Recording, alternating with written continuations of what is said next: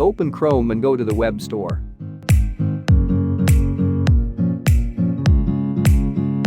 Type ad blocker for YouTube.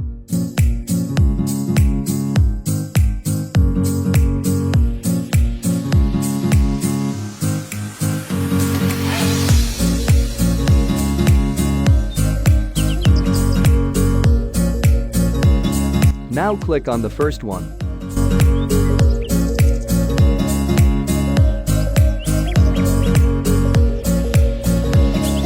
Click on Add to Chrome.